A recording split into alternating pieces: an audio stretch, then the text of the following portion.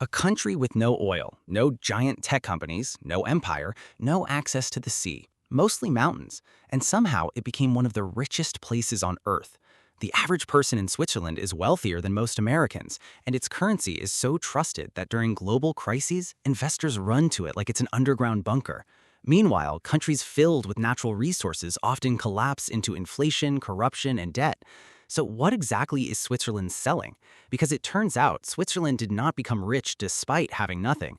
It became rich because it had nothing. Back in the 1800s, Switzerland was poor, really poor. Most of the country was mountains, which meant limited farmland and difficult transportation.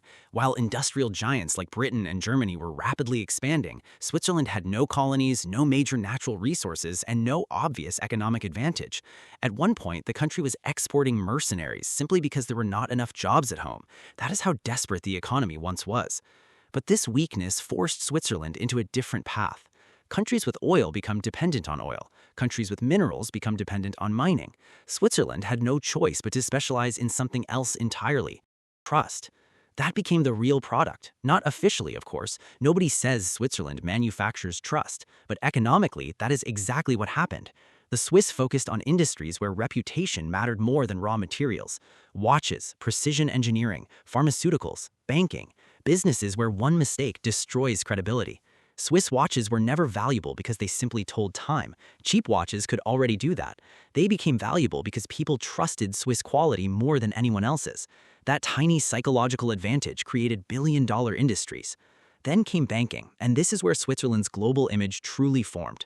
During the early 20th century, Europe was falling apart, but Switzerland stayed neutral. Not morally perfect, neutral.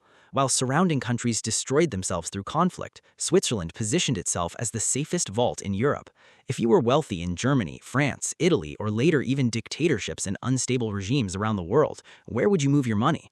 Somewhere stable, somewhere discreet, somewhere unlikely to collapse overnight. So global wealth started flooding into Swiss banks. Then Switzerland made an even smarter move. In 1934, the country passed strict banking secrecy laws. Revealing client information became a criminal offense. Suddenly, Swiss banks were not just safe, they were silent. Officially, the laws were about protecting privacy. Unofficially, they also attracted tax evaders, corrupt elites, hidden fortunes, and powerful people who preferred governments not asking too many questions. Switzerland became the world's luxury hiding spot for money, a very polite hiding spot. This created a powerful feedback loop. More foreign money entering Swiss banks strengthened the Swiss financial system. A stronger financial system made Switzerland appear even safer, which attracted even more money. It became rich partly because people believed it was rich and stable. Today, Swiss banks manage enormous amounts of global wealth compared to the country's tiny population. Switzerland became rich not because it had huge military power or massive resources, but because it became financially useful to wealthy people everywhere else. But banking alone does not explain the full story.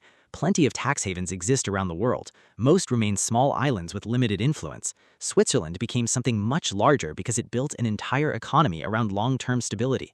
When a country stays stable for decades, businesses begin treating it like economic bedrock. Global corporations place headquarters there. Investors park capital there. Wealthy families move there. Pharmaceutical giants expand there. Even the Swiss franc became one of the world's safest currencies. Ironically, this created another strange problem. Sometimes the Swiss franc becomes too strong because the entire world is afraid.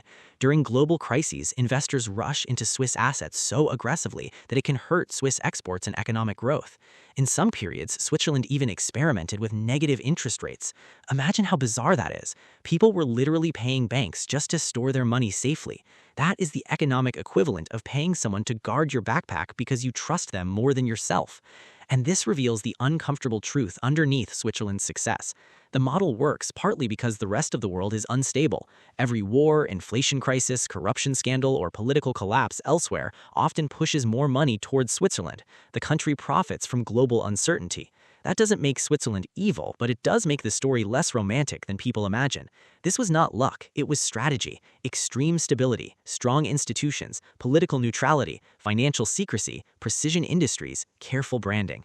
Switzerland turned reliability itself into a national business model. And honestly, that might be more powerful than natural resources. Oil eventually runs out.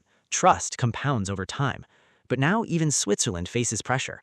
Banking secrecy laws have weakened under international scrutiny. Governments are cracking down on hidden wealth. Digital finance is reshaping banking entirely. And beneath all of this sits a bigger question. If a country can become rich mainly by becoming the safest place for global money, what happens when the world stops trusting anyone at all?